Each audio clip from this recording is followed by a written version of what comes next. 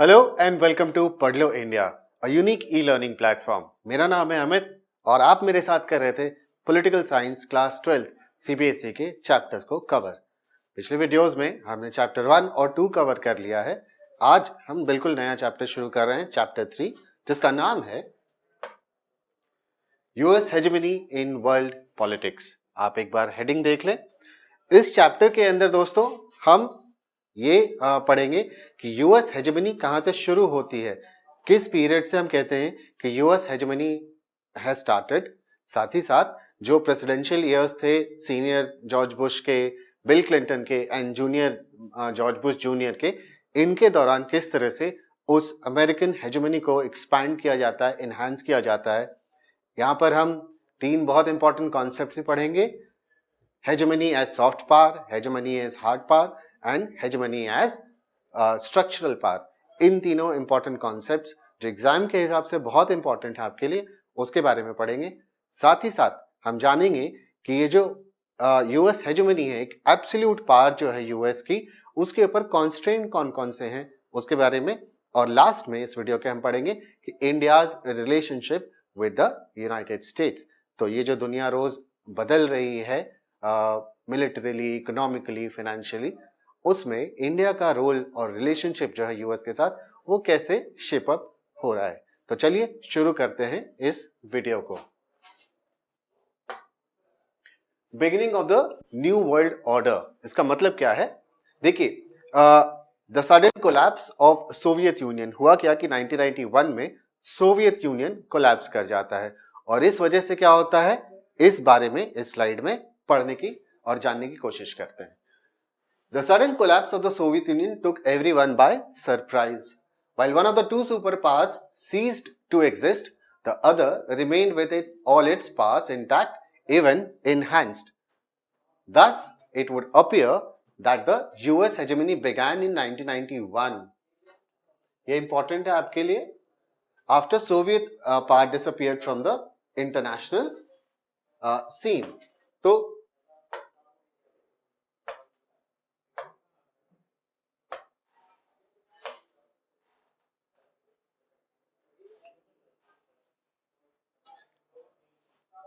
तो जो US hegemony की शुरुआत होती है, हम जहां से कहते हैं कि यूएस एक हेजेमॉन बन जाता है, और इसके बारे में हम जानेंगे, समझेंगे इस कॉन्सेप्ट का मतलब क्या होता है अगली स्लाइड्स में। तो शुरुआत कहां से होती है? 1991 से। क्यों? क्योंकि सोवियत यूनियन कोलैप्स कर जाता है। अब हमें पता है कि 2 सुपर पावर्स थे, there were 2 blocs led by 2 superpowers, USA and USSR. क्योंकि एक ब्लॉक जो है वो कोलैप्स कर जाता है, तो सिर्फ एक ब्लॉक रह जाता है और सिर्फ एक सुपर पावर रह जाता है। अब इसकी पोजीशन को चैलेंज करने के लिए कोई कंट्री, कोई ब्लॉक, कोई अलायंस नहीं था। यानी कि अमेरिका अपनी सारी मिलिट्री, फाइनेंस और जो भी टेक्नोलॉजिकल सुपीरियोरिटी है, उसके साथ एक लौता सुपर पावर इस दुनिया में रह जाता है। और इसीलिए हम कहते हैं कि 1991 से यूएस जो है, it starts acting like a hegemon, यानी US hegemony begins from 1991. In August 1990, Iraq invaded Kuwait, rapidly occupying and subsequently annexing it. After a series of diplomatic attempts failed at convincing Iraq to quit its aggression, the United Nations mandated the liberation of Kuwait by force. तो 1991 में क्या होता है, Iraq led by Saddam Hussain, जो कि वहां के ruler भी थे, मिलिट्री डिक्टेटर थे, वो वहां पर रूल कर रहे थे, एंड दे इन्वेडेड कुवैत। और लाख यूएन के और जो दुनिया में जो कंट्रीज हैं जिन्होंने परसुएट करने की कोशिश की, कन्विंस करने की कोशिश की इराक को कि प्लीज आप इस अनेक्सेशन को रोकिए and do not annex Kuwait. Kuwait Iraq ने किसी की बात नहीं मानी, एंड फाइनली यूएन ने ये डिसाइड किया कि फोर्सफुली कुवैत को लिबरेट कराया जाएगा इराक से।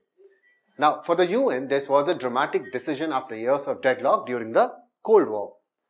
The US President George Bush, जिनको हम जॉर्ज बुश सीनियर भी कहते हैं, hailed the emergence of a new world order. क्योंकि हम ये बात कर रहे हैं 1990s की, तो a massive coalition force of 6,60,000 troops from 34 countries fought against Iraq and defeated it in what came to be known as the First Gulf War. UN operation, which was called Operation Desert Storm, was overwhelmingly American. An American general, Norman Schwarzkopf, led the UN coalition, and nearly 75% of the coalition forces were from the US. तो UN decide करता है कि हमें Iraq को forcefully अब पीछे हटाना होगा ताकि हम कुवैत को लिबरेट करा सके। UN कॉल देता है, दुनिया की जो बड़ी बड़ी मिलिट्री फोर्सेस है, कंट्रीज हैं, एक अलायंस बनता है, एक कोलिशन बनता है, कितना का? 6,60,000 ट्रूप्स का। और ये जो है कोलिशन, इसमें generally America lead role play कर रहा होता है। 75% ट्रूप्स जो हैं वो अमेरिका के हैं। हालांकि कहने को 34 कंट्रीज का ये अलायंस है, यूएन का सैंक्शन, यूनाइटेड नेशंस का सैंक्शन एक बहुत बड़ी बात होती है। मॉरली हाई, एक मॉरल हाई ग्राउंड आपको देता है दुनिया में, आप कोई भी कदम उठाते हैं तो वो सैंक्शन मिला हो कि हाँ आप लोग जाइए और कुवैत को लिबरेट कराइए, और अमेरिका इसको लीड करता है। तो यहां से हम देखते हैं कि किस तरह से यूएस जो है वो अपनी हेजेमनी को इस्टैब्लिश, एनहांस, प्रमोट ये करने में लगा रहता है। The first gulf war revealed the vast technological gap that had opened up between the US military capability and that of other states. Now जब ये अलायंस बनता है and army personnel from different countries इस alliance में आते हैं, तो उनको पता चलता है कि जो टेक्नोलॉजिकल गैप है उनकी आर्मीज, उनकी टेक्नोलॉजी और जो यूएस फोर्सेस हैं उनके बीच में, it is huge.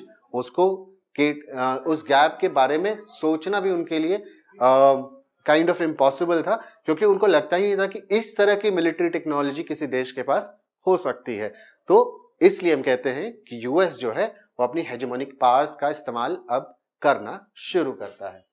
The Clinton years, तो हमने देखा जॉर्ज बुश जो सीनियर थे उनके टाइम पे गल्फ वॉर होता है, फिर जो डेमोक्रेटिक पार्टी के उनके अपोजिंग कैंडिडेट थे बिल क्लिंटन, वो चुनाव वहां पर अमेरिका में होता है, वो चुनाव जीतते हैं। George W Bush senior lost the US presidential elections of 1992 to William Jefferson Bill Clinton. तो बिल क्लिंटन, जिनको हम पॉपुलरली जानते हैं, जो कि डेमोक्रेटिक पार्टी से थे। ड्यूरिंग क्लिंटन ईयर, यानी कि बिल क्लिंटन के प्रेसिडेंसी के टाइम पर ऐसा लगा that US had withdrawn into its internal affairs, यानी कि दुनिया में क्या हो रहा है उससे यूएस का ज्यादा कुछ लेना देना नहीं है, वो अपने इंटरनल अफेयर्स को लेकर बिजी हो गया है। In foreign policy the Clinton government tended to focus on soft issues जैसे कि, तो पहले देख लेते हैं सॉफ्ट इश्यूज जैसे कि democracy promotion, climate change, world trade etcetera. यानी कि वॉर और इस तरह की चीजों से हटकर यूएस की जो फॉरेन पॉलिसी बिल क्लिंटन के टाइम पर होती है वो होती है फोकस ऑन सॉफ्ट इश्यूज।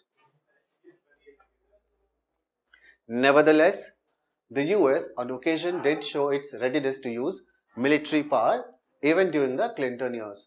तो बट क्योंकि यूएस जो है वो एक हेजेमॉन है, उसकी हेजेमनी क्रिएट हो चुकी है, एस्टैब्लिश हो चुकी है इस दुनिया में, तो वो शाय अवे नहीं करेगा जब भी उसको अपनी मिलिट्री पावर, फाइनेंशियल पावर दिखानी होगी। तो यही होता है यहाँ पर। The most important episode occurred in 1999। क्या होता है? यूगोस्लाविया के जो एक्शंस थे against the Albanians in the province of Kosovo. तो यूगोस्लाविया ने जो अल्बेनियन पॉपुलेशन के साथ, यहाँ पर कोसोवो एक रीजन है, वहां पर जो किया था उसको लेके अमेरिका को अच्छा नहीं लगता है, and then America shows its power, its intent. Another significant US military action during Clinton years was in response to the bombing of the US embassies in Nairobi, Kenya and Dar es Salaam, Tanzania in 1998.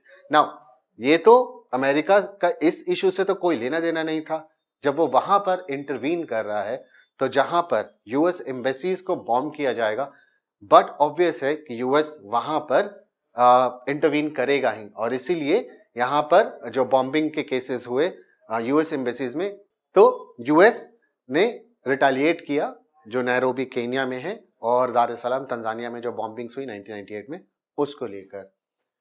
Within a few days of this bombing, President Clinton ordered Operation Infinite Reach. अगर आपको अपने answers में कुछ अच्छे operations, अगर कुछ अच्छे points लिखते हैं और ऑपरेशंस के नाम लिखते हैं, it makes your answer better. तो आप इन सबको मेंशन कर सकते हैं कि ऑपरेशन इनफाइनाइट रीच किसने शुरू किया था। A series of cruise missile strikes on Al-Qaeda terrorist targets in Sudan and Afghanistan. तो अंडर दिस ऑपरेशन, जो कि जिसका नाम है इनफाइनाइट रीच, वहां पर अफगानिस्तान के अंदर बॉम्बिंग्स की गई थी। आगे देखते हैं। The US did not bother about the UN sanction और provisions of international law in this regard. तो यहां पर क्या होता है कि यूएस जो है उसको कोई फर्क नहीं पड़ता। हमने देखा था फर्स्ट गल्फ वॉर में कि यूनाइटेड नेशंस ही दुनिया के कंट्रीज को कहता है कि प्लीज कुवैत को लिबरेट कराइए। यहां पर यूनाइटेड नेशंस की परवाह किए बिना कि what the United Nations might say, उसके जो यूएस के जो एक्शंस होंगे उनको शायद अप्रूव ना करे, उसको सैंक्शन ना मिले यूनाइटेड नेशंस से या वर्ल्ड कम्युनिटी से एट लार्ज, इसकी परवाह किए बिना यूनाइटेड नेशंस को, यूनाइटेड स्टेट्स को जो एक्शंस लेने थे वो यूएस ने लिए। 9/11 and the global war on terror. तो देखिए क्या होता है, 9/11 इसलिए जाना जाता है क्योंकि यूएस में प्लेन हाईजैक होते हैं और कुछ जगह पर उन प्लेन्स को टकरा दिया जाता है बिल्डिंग से, बहुत इंपॉर्टेंट बिल्डिंग्स इनसे टकराया जाता है। और कहा जाता है कि अमेरिकन सॉइल पर इतनी कैजुअलिटी आज तक कोई नहीं कर पाया जितना 9/11 के दौरान हुआ था। On 11 September 2001, 19 hijackers hailing from a number of Arab countries took control of 4 American commercial aircraft shortly after takeoff and flew them into important buildings in the US. जैसा कि मैंने आपको बताया कि ये जो हाईजैकर्स थे इन्होंने प्लेन को हाईजैक किया और दे फ्लू देम इनटू बिल्डिंग्स, और जो इंपॉर्टेंट बिल्डिंग्स थी यूनाइटेड स्टेट्स की उनके हिसाब से उनको लगा, उन्होंने इन जहाजों को उन बिल्डिंग से टकरा दिया, क्रैश करवा दिया। One airliner each crashed into the north and south towers of the World Trade Center in New York. उस समय दुनिया की सबसे ऊंची बिल्डिंग हुआ करती थी world trade centre, twin towers भी इसको हम कहते थे। और इन टावर्स से जाके प्लेन्स को क्रैश करवा दिया गया, जिसकी वजह से द एंटायर बिल्डिंग कोलैप्स्ड और thousands of people died in this. A third aircraft crashed into the Pentagon building. Now, Pentagon क्या है? यूनाइटेड स्टेट्स का डिफेंस डिपार्टमेंट जहां है उसको हम पेंटागन बिल्डिंग कहते हैं। तो एक थर्ड एयरक्राफ्ट को वहां पर क्रैश करवाया गया। फोर्थ एयरक्राफ्ट जो यूएस कैपिटल जैसे कि सेनेट है वहां पर building of the US Congress जो है वहां पर उसको क्रैश करवाना था, but they could not, somehow it didn't happen, ऐसा मटेरियलाइज नहीं हो पाया, they could not do it. ठीक है। अब क्योंकि यूएस सॉइल पर इतना बड़ा हमला आज तक कभी हुआ नहीं था, तो US had to respond to this and US did that. US gave a call for war on terror. क्या किया? यूएस ने कॉल दिया वॉर ऑन मतलब ग्लोबल वॉर ऑन टेरर, इस नाम से उसने एक कॉल दिया। और जॉर्ज बुश जूनियर, जो जॉर्ज बुश सीनियर के बेटे थे, बिल क्लिंटन के बाद प्रेसिडेंट बने थे, उन्होंने एक बात अपने प्रेस कॉन्फ्रेंस में कही थी। उन्होंने कहा था either you are with us or you are with them, यानी अगर आप इस ग्लोबल वॉर ऑन टेरर में यूनाइटेड स्टेट्स को सपोर्ट नहीं करते हैं तो आप उनके साथ हैं जिन्होंने यूएस पे हमला किया था। और this was a very convincing line at that point of time, क्योंकि एक इमोशनल सपोर्ट बना था यूएस को लेकर। तो कुछ इस तरह के हालात थे। अब देखते हैं कि यूएस रिस्पॉन्ड कैसे करता है इस अटैक के बाद। As part of its global war on terror, the United States launched Operation Enduring Freedom. तो याद रखिएगा, जो ग्लोबल वॉर ऑन टेरर है, जो कि 9/11 के बाद लॉन्च किया था यूएस ने, उसके अंदर ऑपरेशन एंड्योरिंग फ्रीडम लॉन्च किया गया था। किसको अटैक करना था? अल कायदा और तालिबान को, मेनली अल कायदा एंड द तालिबान रेजिम इन अफगानिस्तान। तो ये जो तालिबान रेजिम अफगानिस्तान की थी, कहा जाता था कि अल कायदा को खुला सपोर्ट वहां से मिला हुआ है। The US forces made arrests all over the world often without the knowledge of the government of the persons being arrested, transported these persons across countries and detained them in secret prisons. तो जो US forces थी उन्होंने क्या किया, और उनके जो secret service है वो सब हरकत में आ जाते हैं. पूरी दुनिया भर से जो भी सस्पेक्टेड लिस्ट में लोग थे उनके, और जो लोग नए नाम जोड़े जा रहे थे उस लिस्ट में, उन सबको वो पूरी दुनिया में ढूंढ ढूंढ कर अरेस्ट करना शुरू करते हैं. इनफैक्ट कई बार तो ऐसा होता था कि किसी कंट्री में US personal would go arrest a person और वो वापस अपनी जगह पर ले आते थे, और उस कंट्री को पता भी नहीं था कि हमारे यहाँ से यूनाइटेड स्टेट्स के लोगों ने किसी को अरेस्ट किया है. Some of them were brought to Guantanamo Bay, a US naval base in Cuba. Now this is very infamous क्योंकि कहा जाता है कि यहाँ पे ह्यूमन राइट्स वायलेशंस बहुत ज्यादा लेवल के थे. बहुत इंसान को इंसान की तरह ट्रीट ही नहीं किया जाता था. यानी इस जेल में जाने का मतलब था that you are not considered a human being. Guantanamo Bay Cuba में एक छोटा सा हिस्सा है जहां पर यूएस नेवल बेस है. Now, where the prisoners did not enjoy the protection of international law or the law of their own country or that of the United Nations or that of the United States. Even the UN representatives were not allowed to meet these prisoners. तो इस तरह की secrecy maintain की जाती थी और बहुत बुरा सलूक किया जाता था. और हालांकि इस समय तो लोगों को ज्यादा नहीं पता था इस बारे में, बट ओवर द इयर्स यहाँ से कुछ पिक्चर्स, कुछ वीडियोस जब लीक होने लगे तो बहुत बड़ा there was a huge hue and cry over it, and then you know America had to respond to it कि जो growing concern है Guantanamo Bay को लेकर उसको शांत करने के लिए America had to take some measures. Now the Iraq invasion. अब हमने देखा कि किस तरह से 9/11 के बाद अफगानिस्तान पे बॉम्बिंग शुरू होती हैं, लेकिन अमेरिका सिर्फ इतने से खुश नहीं था ना. हम किसकी बात कर रहे हैं? बात कर रहे हैं the only super power in this world. एक ऐसा सुपर पावर जिसकी हेजेमनी है पूरी दुनिया में, उसके ऊपर कोई अटैक करता है. अमेरिका कुड नॉट लाई लो, यानी कि अमेरिका जो था अब वो चुप नहीं रह सकता था. अफगानिस्तान जो है वहां पर अटैक करने के बाद यूनाइटेड स्टेट्स और ब्रिटेन जो उसका क्लोजेस्ट अलाय था, वो दोनों मिलकर ये क्लेम करते हैं कि इराक के पास वेपन्स ऑफ मास डिस्ट्रक्शन है, जिसको शॉर्ट में हम WMD कहते हैं. यहां पर है, मार्क कर देता हूं. WMD इसका फुल फॉर्म होता है वेपन्स ऑफ मास डिस्ट्रक्शन. तो 2003 के दौरान US launched it invasion of Iraq under the code name operation Iraqi freedom. तो हमने देखा अफगानिस्तान के लिए उन्होंने एक ऑपरेशन लॉन्च किया, यहां पर इराक के लिए दूसरा ऑपरेशन लॉन्च करते हैं, operation Iraqi freedom. The ostensible purpose of the invasion was to prevent Iraq from developing weapons of mass destruction. ऐसा क्लेम किया जाता था. हालांकि आज तक इसका कोई एविडेंस नहीं मिला है, और इस कारण से बाद में अमेरिका और ब्रिटेन को बहुत ज्यादा क्रिटिसिज्म झेलना पड़ा पूरी दुनिया में कि आपने जो क्लेम किया कि weapons of mass destruction Iraq के पास है, वो तो है ही नहीं, तो आपने उन पर अटैक क्यों किया था. It is speculated that the invasion was motivated by other objectives such as controlling Iraqi oil fields and installing a regime friendly to the US. तो कहा जाता है कि यूएस ने इसलिए अटैक किया था क्योंकि उसको इराकी ऑयल फील्ड्स को कंट्रोल करना था, और एक रेजिम, क्योंकि हमें पता है सदाम हुसैन जो थे वो इराक में लीडर थे और ही वाज एंटी अमेरिका. उनका पूरा स्टैंड जो था वो एंटी अमेरिका था. तो यूएस चाहता था कि पहला कि हम ऑयल फील्ड्स को कंट्रोल करें, दूसरा वहां पे कोई ऐसा लीडर हो जो प्रो यूएस हो, फ्रेंडली हो यूएस के, ताकि हम जो भी पॉलिसीज लाएं, जिस तरह के भी सपोर्ट चाहे वहां से हमें मिले.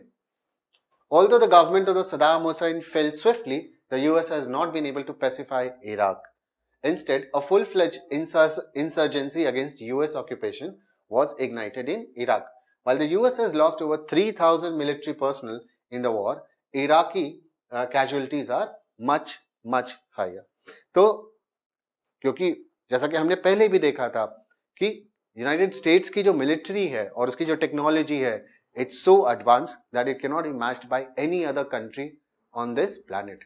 तो उन्होंने तुरंत से सदाम हुसैन की जो सरकार थी उसको गिरा दी, उसकी मिलिट्री के ऊपर इवेंचुअली कैप्चर कर लिया. बट देखिए, आप मिलिटरीली जीत सकते हैं इन द सेंस कि आपने स्टेट के ऊपर कब्जा कर लिया फोर्सफुली, बट उस पूरे पॉपुलेशन को पैसिफाई करना और उसके अंदर जो लोग के अंदर गुस्सा है उसको पैसिफाई करना इतना आसान नहीं होता है। तो इसीलिए आज तक इराक के अंदर थोड़ी सी एक स्टेबल सिचुएशन नहीं आ पाई है, क्योंकि जो सदाम हुसैन के बारे में कहा जाता है कि उन्होंने जो स्टेबिलिटी अपनी कंट्री के अंदर मेंटेन की थी वो उनके जाने के बाद अभी तक वापस नहीं आ पाई है। Now constraints on American hegemony या अमेरिकन पावर, ये हम पहले इसलिए पढ़ रहे हैं ताकि जब हम हेजेमनी पढ़ें तो हमें पता हो कि किस वजह से अपनी इन सारी पावर्स का यूनाइटेड स्टेट्स जो है वो एब्सोल्यूट यूज नहीं कर पा रहा है। तो पहले कॉन्स्ट्रेंट देखते हैं कि यूनाइटेड स्टेट्स को उसकी एब्सोल्यूट पावर्स का यूज करने से वो कौन कौन सी फोर्सेस हैं, वो कौन कौन से कॉन्स्ट्रेंट हैं जो रोक देते हैं। The first constraint is the institutional architecture of the American state itself. तो फर्स्ट कॉन्स्ट्रेंट क्या है? Institutional architecture of the American state. तो क्या है वहां पर कि वहां पर डिविजन ऑफ पावर है between the branches of government, a system of division of power between the three branches of government, यानी कि एग्जीक्यूटिव अपना काम करेगा, लेजिस्लेचर अपना काम करेगा, जुडिशरी अपना काम करेगा, एंड इन तीनों ब्रांचेस में कोई ओवरलैपिंग नहीं है, अनलाइक इंडिया जहां पर इन तीनों ब्रांचेस के फंक्शनिंग में ओवरलैपिंग होती है।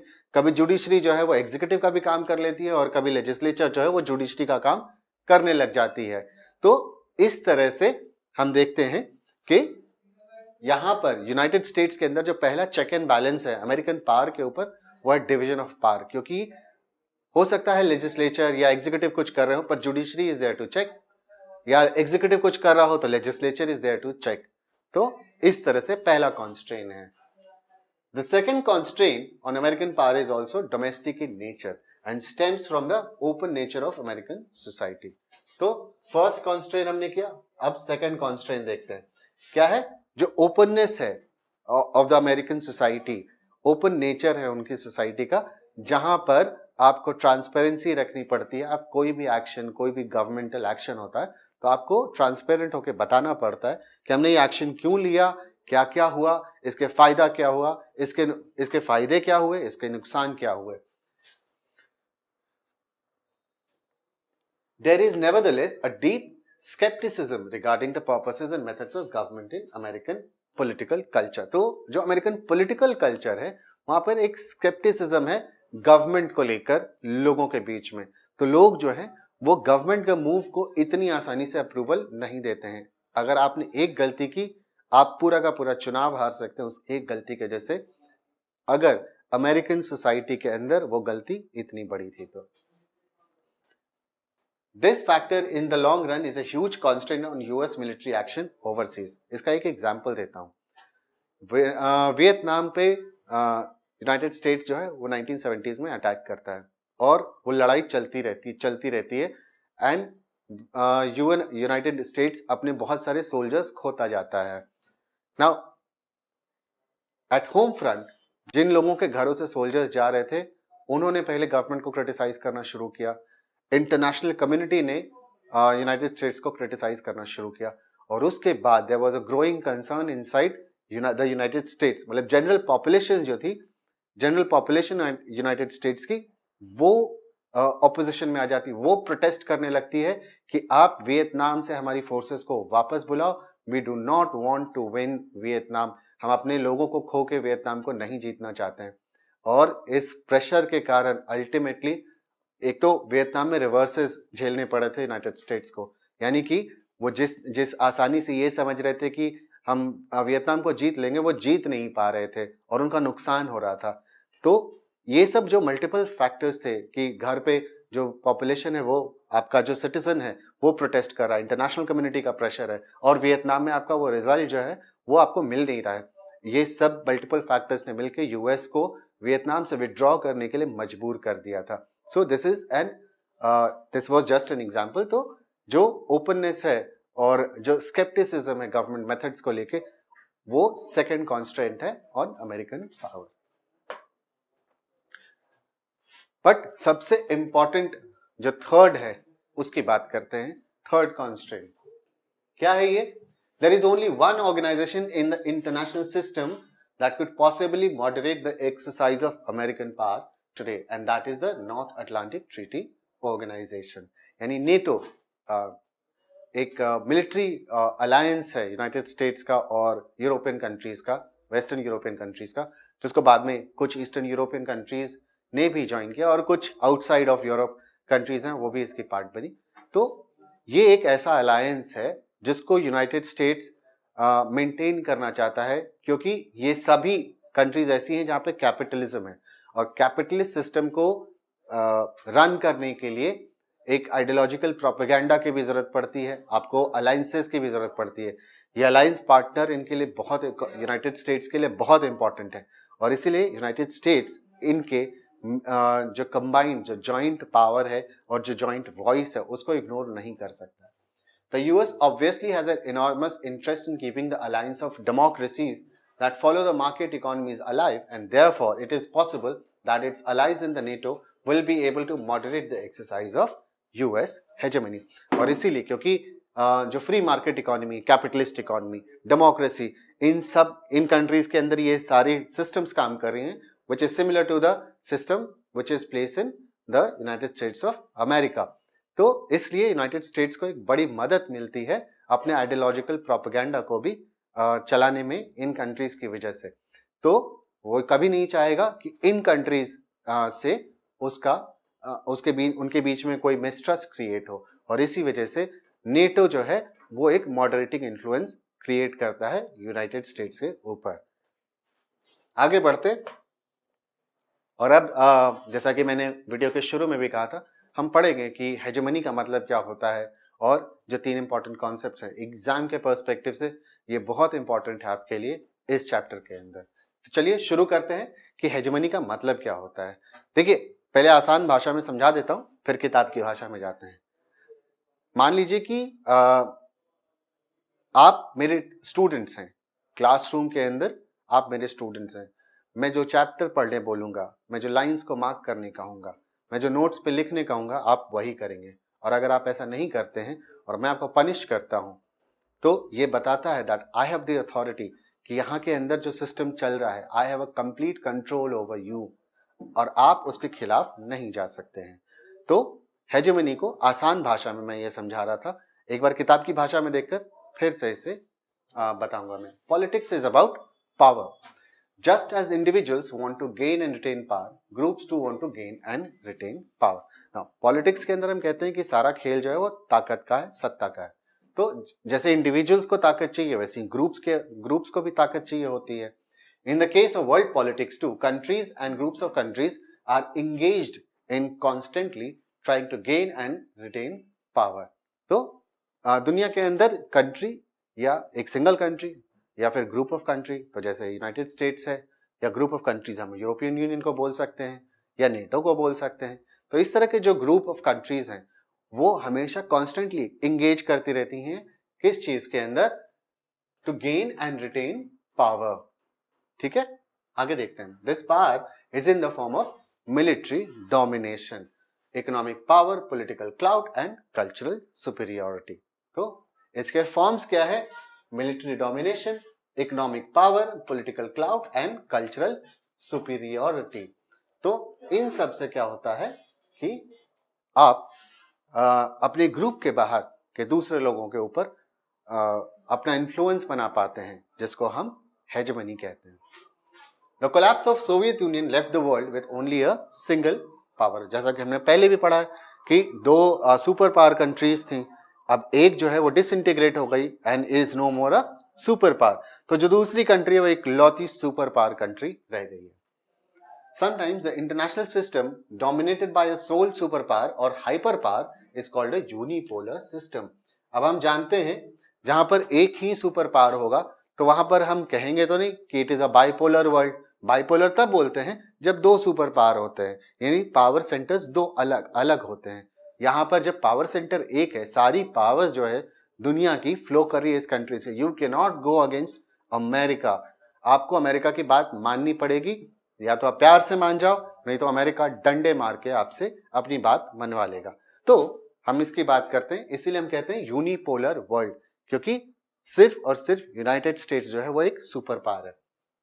It may be more appropriate to describe an international system with only one centre of power by the term hegemony.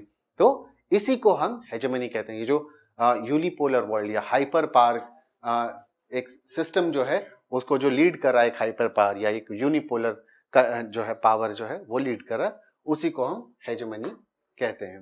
Now hegemony as hard power, very important. ये सब exam के लिए आपके बहुत बहुत इंपॉर्टेंट है. पहले वाले जो थे वो फैक्चुअल इंफॉर्मेशंस थे जिनको आप फिलर्स की तरह अपने आंसर्स में इस्तेमाल कर सकते हैं. हो सकता है डायरेक्ट क्वेश्चंस भी आ जाएं कि इराक गल्फ वॉर के फर्स्ट गल्फ वॉर के बाद ग्लोबल वर्ल्ड कैसे बदला, या यूनाइटेड स्टेट्स किस तरह से अपनी हेजेमनी की शुरुआत करता है. तो इस तरह के कुछ क्वेश्चंस आ सकते हैं. बट बहुत जो कॉन्सेप्चुअल क्वेश्चन आएंगे वो यहाँ से आएंगे हेजेमनी के पार्ट से. The word implies the leadership or predominance of one state. The word implies the leadership or predominance of one state. सिर्फ एक स्टेट का predominance होगा. And was originally used to denote the preponderant position of Athens vis-a-vis other city-states of ancient Greece. तो देखिए क्या होता था. चलिए हिस्टोरिकली देखते हैं. एथेंस जो था ग्रीस के अंदर कहा जाता था सबसे पावरफुल सिटी स्टेट है. बहुत सारी सिटी स्टेट्स थी, सिटीज थी ग्रीस के अंदर, और एथेंस जो था सबसे पावरफुल उनके बीच में था. तो एथेंस की पोजीशन जो थी विज़ विज़ दूसरे सिटी स्टेट्स को लेके, इसके लिए द वर्ड हेजेमनी को अप्रोप्रिएट माना गया था. Thus the first meaning of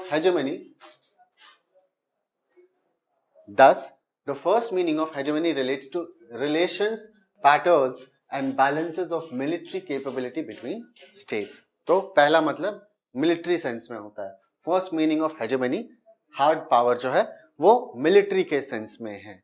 यानी कि आप आपकी मिलिट्री कितनी स्ट्रांग है, आपकी टेक्नोलॉजी कितनी एडवांस्ड है, उसके टर्म्स में बात होती है कि बाकी कंट्रीज की मिलिट्री इतनी स्ट्रांग नहीं है.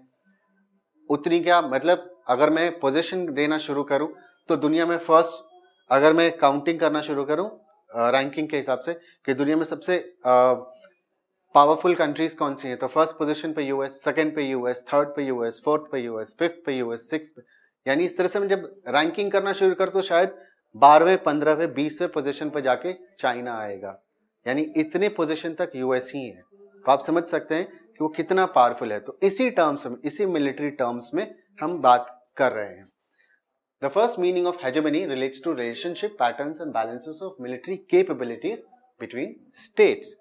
Now, it is this notion of hegemony as military preponderance that is especially germane to the current position and role of the US in world politics. जैसा कि मैंने बताया आपको कि क्योंकि फर्स्ट पोजीशन से लेकर 20th पोजीशन तक रैंकिंग में सिर्फ यूएस है, क्योंकि 20 टाइम्स नीचे जाने के बाद जो 21st पोजीशन पे चाइना है, तो कितना लंबा गैप है चाइना और यूनाइटेड स्टेट्स की मिलिट्री और टेक्नोलॉजी को लेकर. तो दिस मेक्स द डिफरेंस कि यूनाइटेड स्टेट्स का रिलेशन चाइना से कैसा होगा, पाकिस्तान से कैसा होगा, इंडिया से कैसा होगा और अदर कंट्रीज, है ना. तो हमें इस बात को समझना है कि हार्ड पावर की जब हम बात करते हैं हेजेमनी की, तो वो होता है मिलिट्री कैपेबिलिटी और उससे रिलेटेड रिलेशंस आपके कैसे होंगे दूसरी कंट्रीज से, based on your military capability. The military dominance of the United States is not just based on higher military spending, but on a qualitative gap or technological chasm that no other power can at present conceivably span. तो हम जब बात कर रहे हैं military की, तो हम सिर्फ मिलिट्री स्पेंडिंग की बात नहीं कर रहे हैं, हम टेक्नोलॉजी की बात कर रहे हैं, हम कैपेबिलिटीज की बात कर रहे हैं. उसको लेकर हम जब बात कर रहे हैं तो हम ये कहते हैं कि जो टेक्नोलॉजिकल गैप है यूनाइटेड स्टेट्स की मिलिट्री और दूसरे स्टेट्स की मिलिट्री, दूसरी कंट्रीज के मिलिट्री के बीच में, वो इतना ज्यादा है कि आप इमेजिन भी नहीं कर सकते हैं वो किस लेवल पे जाके अपनी टेक्नोलॉजी को उन्होंने डेवलप किया है. तो इस कारण से उसकी ये हेजेमनी क्रिएट होती है. As the Iraq invasion shows, the American capacity to conquer is formidable. Similarly, the US capability to deter and to punish is self-evident.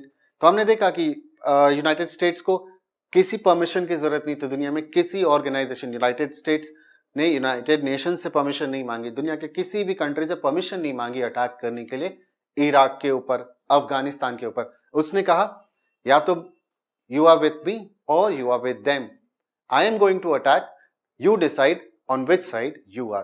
तो बेसिकली उसने कहा कि देखो मैं तो अटैक करूंगा ही, तुम किसकी साइड हो डिसाइड कर लो, मेरी साइड रहोगे तो बच जाओगे, उनकी साइड रहोगे तो मैं छोड़ूंगा नहीं। तो the US capability deter and to punish is self evident, हमें इन दो कंट्रीज के एग्जाम्पल से मिल जाता है।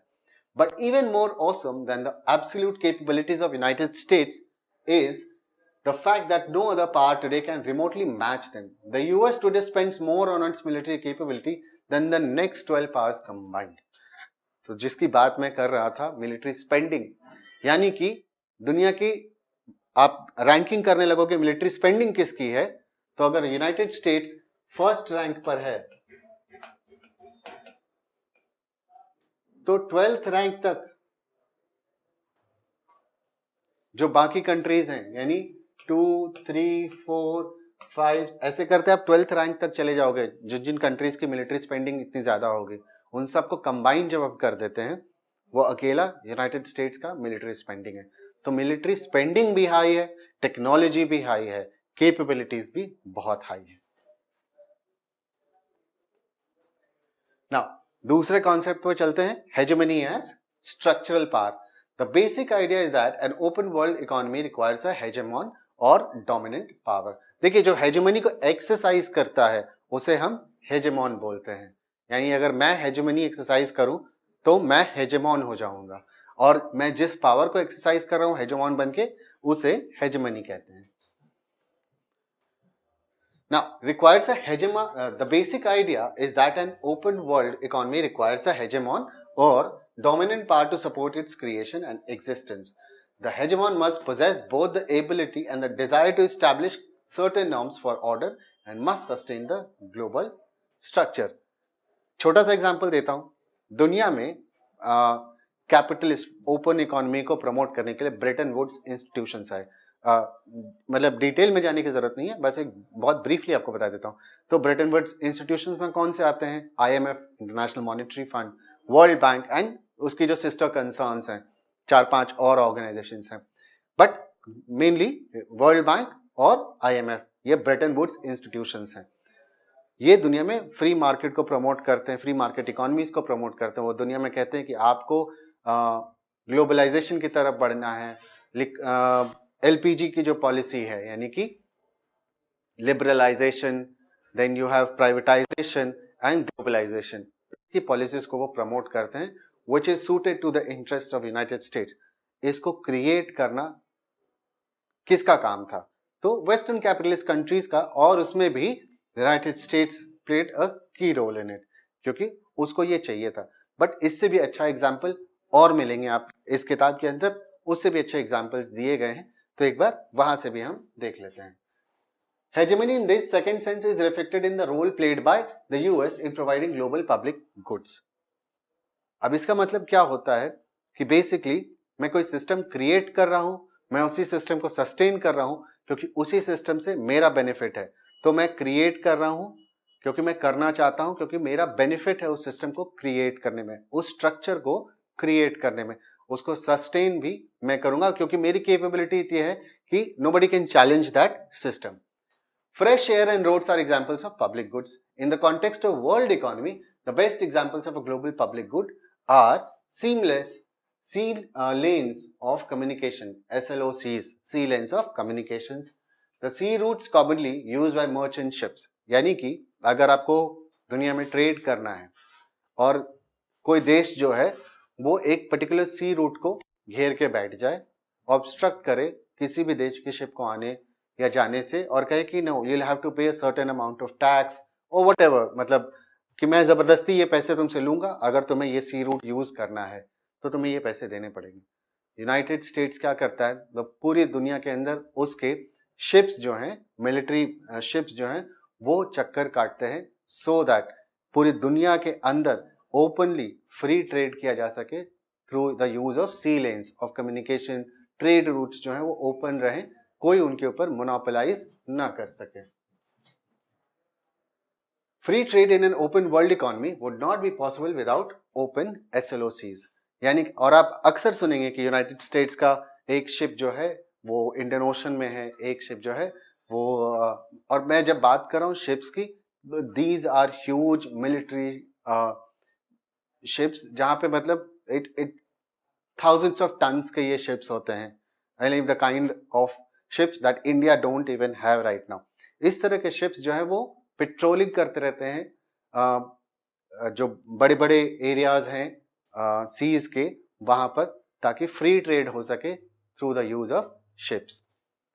It is the naval power of the hegemon that underwrites the law of the sea and ensures freedom of navigation in international waters। तो क्योंकि यूनाइटेड स्टेट्स की जो नेवल पावर है वो इतनी केपेबल है कि वो जानती है कि उसको कोई रोक नहीं सकता और कोई रोकने की कोशिश करेगा। तो जैसा कि हमने पिछली स्लाइड में पढ़ा था कि उसकी power to punish is self evident, है ना, कि वो रोक भी सकता है, आपको डटर भी कर सकता है, वो पनिश भी कर सकता है अगर आप उसके रास्ते के बीच में आते हैं। तो यूनाइटेड स्टेट्स की जो नेवल फोर्सेज हैं दे मेंटेन एन ऑर्डर पूरी दुनिया के सी रूट्स पर, ताकि ओपन ट्रेड किया जा सके। तो ये था स्ट्रक्चर, ठीक है।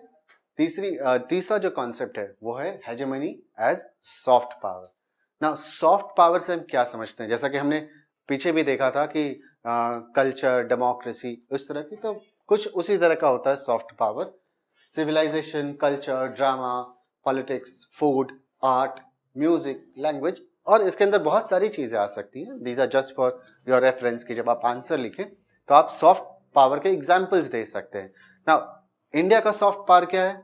इंडिया का सॉफ्ट पावर है हमारे जो हमारे जो इंजीनियर्स हैं, जो डॉक्टर्स हैं, हमारे जो बॉलीवुड है ना, तो बॉलीवुड की वजह से इंडिया को बहुत सारी कंट्रीज में जाना जाता है। ये हमारी सॉफ्ट पावर है। हम इससे पैसा तो जनरेट करते ही करते हैं। हमारा कल्चर जो है, जब लोग उसके बारे में जानते हैं तो they get attracted towards India and this creates further roots for us कि हम उस कंट्री के अंदर अपना मार्केट स्टैब्लिश कर सकें। The third sense of hegemony is about the capacity to manufacture consent। Manufacture consent का मतलब क्या है कि मैं जो चाहता हूं आप वही बोलेंगे, बट आपको ऐसा लगेगा कि आप अपनी मर्जी से बोल रहे हैं। Here hegemony implies class ascendancy in the social, political and particularly ideological spheres। Hegemony arises कहां पर? When the dominant class or country can win the consent of dominated classes।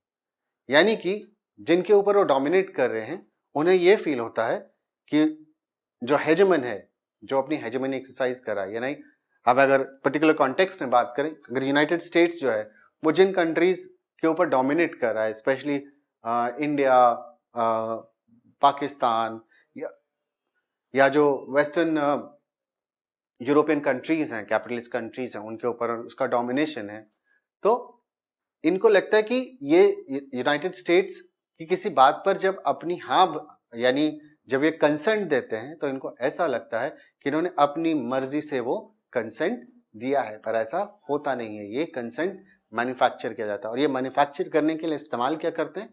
Soft power का। By persuading the dominated classes to view the world in a manner favorable to the ascendancy of the dominant class। कि वो कहता है कि देखिए दुनिया में capitalism is the best economic system, तो दुनिया कहती है कि yes, capitalism is the best economic system. फिर वो कहता है कि देखिए दुनिया में the best political system is democracy, तो पूरी दुनिया की कंट्रीज ऑलमोस्ट वो कहती हैं yes, democracy is the best political system in the country. फिर हम कहते हैं कि अच्छा, दुनिया में बेस्ट फिल्म्स कहाँ पे बनती हैं, तो हमारे मुंह से अपने आप निकल जाता है हॉलीवुड।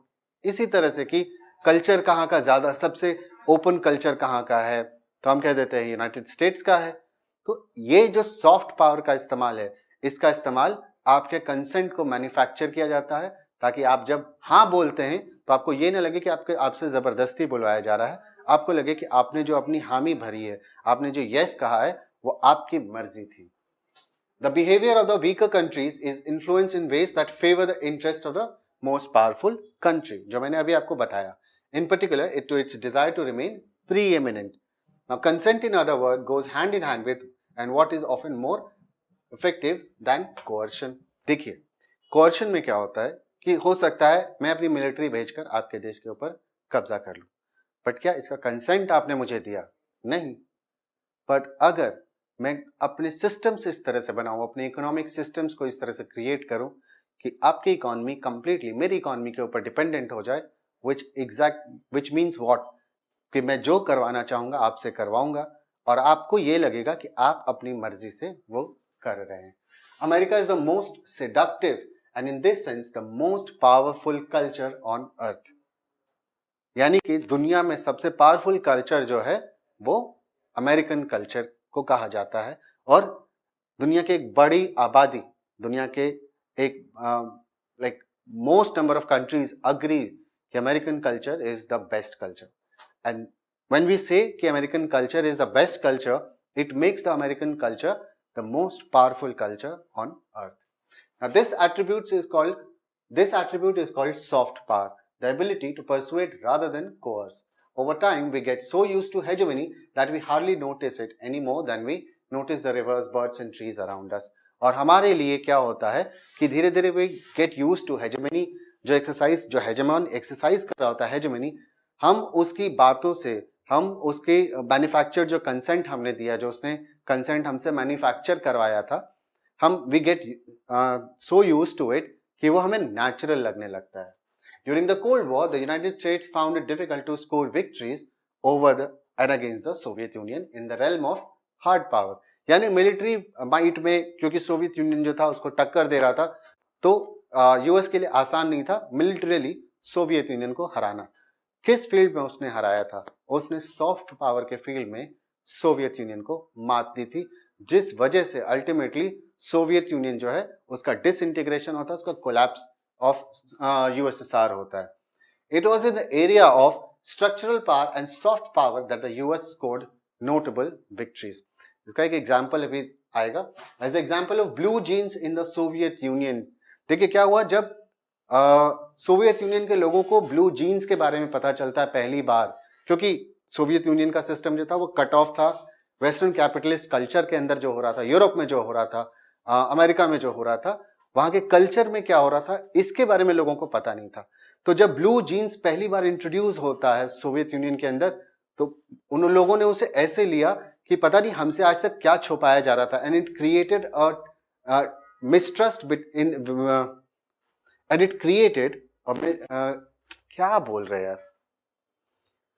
और इस वजह से क्या होता है कि जो सोवियत सोसाइटी है उसके अंदर सोसाइटी दो फाड़ हो जाती है, इट गेट्स डिवाइडेड। जो यंगर जनरेशन था वो जो था ब्लू जीन्स से अट्रैक्ट हो गया था और उसको अमेरिकन कल्चर, वेस्टर्न कल्चर बहुत अच्छा लगने लगा था, जबकि जो ओल्डर जनरेशन था दे वर हेल बेंट ऑन कि नहीं हमारा कल्चर जो है वो सुपीरियर है। और यूएस ने इसमें कुछ नहीं किया, उसने बस जीन्स इंट्रोड्यूस कर दिया किसी तरह से। जब कुछ लोगों को चोरी छिपे जीन्स सोवियत यूनियन जाने लगे थे, सिर्फ इस जीन्स की वजह से वहां की सोसाइटी में इतना बड़ा अनरेस्ट क्रिएट हो जाता है। As the example of blue jeans in the Soviet Union clearly shows, the US was able to engineer a generational divide in Soviet society on the basis of a cultural product.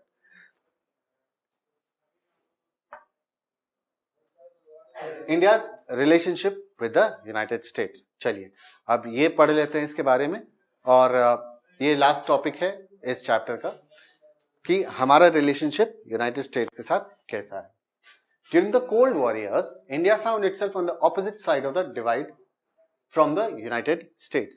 देखिए cold war जब चल रहा था तो Soviet union था और India जो कहा जाता है कि वो सोवियत यूनियन के क्लोज था। हालांकि ऑफिशियली उसने उसके सोशलिस्ट ब्लॉक को ज्वाइन नहीं किया था, बट फिर भी ये माना जाता है कि इंडिया जो था वो सोवियत यूनियन के क्लोज था और इस वजह से वो अमेरिका से बहुत दूर था। After the collapse of Soviet Union, India suddenly found itself friendless in an increasingly hostile international environment. तो क्या होता है कि जैसे ही कोलैप्स होता है, क्योंकि सोवियत यूनियन का कोलैप्स बहुत सडन एक प्रोसेस था, इसकी वजह से क्या होता है कि इंडिया को लगता है कि इतने हॉस्टाइल वर्ल्ड में अब उसके पास कोई ऐसा फ्रेंड नहीं है, जो ऐसा एक फ्रेंडली कंट्री नहीं है जो बहुत पावरफुल है और जो कि उसके साथ खड़ा है। However, there were also the years when India decided to liberalize its economy and integrate it with the global economy. But जैसे ही 1991 में सोवियत यूनियन का डिसइंटीग्रेशन होता है, Indian economy takes a plunge, और हमें पता है कि 1991 में लिबरलाइजेशन का जो पूरा प्रोसेस है वो इंडिया में स्टार्ट होता है। और जैसे ही ये प्रोसेस स्टार्ट होता है, इंडिया जो था वो अमेरिका के नक्शे कदम पर चलने लगता है, इन द सेंस कि उसकी जो इकोनॉमिक सेटिंग्स है, जो इकोनॉमिक स्ट्रक्चर है, वो अलाइंड होने लगती है American and western capitalist system के हिसाब से। It is important that we do not lose sight of the fact that two new factors have emerged in Indo-US relations in the recent year, यानी कि दो ऐसे कुछ फैक्टर्स हैं जो रिसेंट ईयर्स में इंडो-यूएस रिलेशंस को डिफाइन करते हैं। These factors relate to technological dimension and the role of Indian American diaspora, यानी कि जो टेक्नोलॉजिकल डायमेंशन है, हमें पता है कि यूनाइटेड स्टेट्स के अंदर इंडिया के इंजीनियर्स, इतने ज्यादा इंजीनियर्स हैं, वो काम कर रहे हैं, और they also act as Indian diaspora. बड़े बड़े इंडस्ट्रियलिस्ट भी हैं, कैपिटलिस्ट भी हैं, टेक्नोक्रेट्स हैं, वो सब आज एक प्राइम पोजीशन पर हैं यूनाइटेड स्टेट्स में। तो इन दो फैक्टर्स ने किस तरह से इंडिया और यूएस रिलेशनशिप को शेप अप किया है, देखते हैं। The US absorbs about 65% of India's total exports in the software sector, यानी कि यूनाइटेड स्टेट्स है, हमारा जो सॉफ्टवेयर एक्सपोर्ट होता है उसका 65% अकेले यूनाइटेड स्टेट्स के में जाता है। 35% of technical staff of Boeing, इतनी बड़ी कंपनी जो है बोइंग, उसका 35% टेक्निकल स्टाफ जो है वो इंडियन है। 3 lakh Indians work in silicon valley. Silicon valley जैसे इंडिया का सिलिकॉन वैली, बैंगलोर को हम कहते हैं, यानी जो टेक्नोलॉजी का हब होता है, जो यूएस का सिलिकॉन वैली है, वहां पे 3 लाख इंडियंस काम करते हैं। 15% of all high tech startups are by Indian American, यानी कि इंडिया यूनाइटेड स्टेट्स के जितने बड़े बड़े हाईटेक स्टार्टअप्स हैं उसके 15% ओनर्स या क्रिएटर्स जो हैं वो इंडियन अमेरिकन हैं। Like all other countries, India too has to decide exactly what type of relationship it wants with the US in this phase of global hegemony. The choices are not exactly easy. Within India, debate seems to be around 3 possible strategies. तो इन सबको देखते हुए हमें अपनी foreign policy को देखते हुए ये डिसाइड करना है कि हमारा रिलेशनशिप यूनाइटेड स्टेट्स के साथ होगा कैसा। और इंडिया में जो डिबेट है इस चीज को लेके वो 3 चीजों के ऊपर सेंटर्ड है।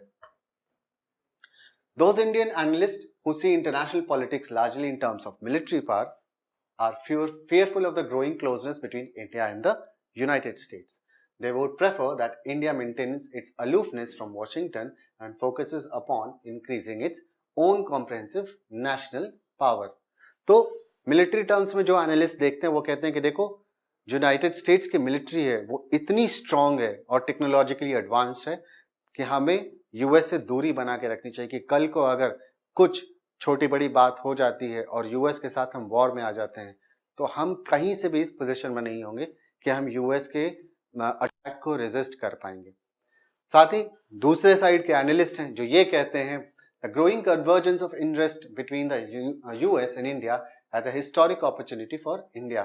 दे advocate a strategy that would allow India to take advantage of US hegemony and the mutual convergences to establish the best possible options for itself.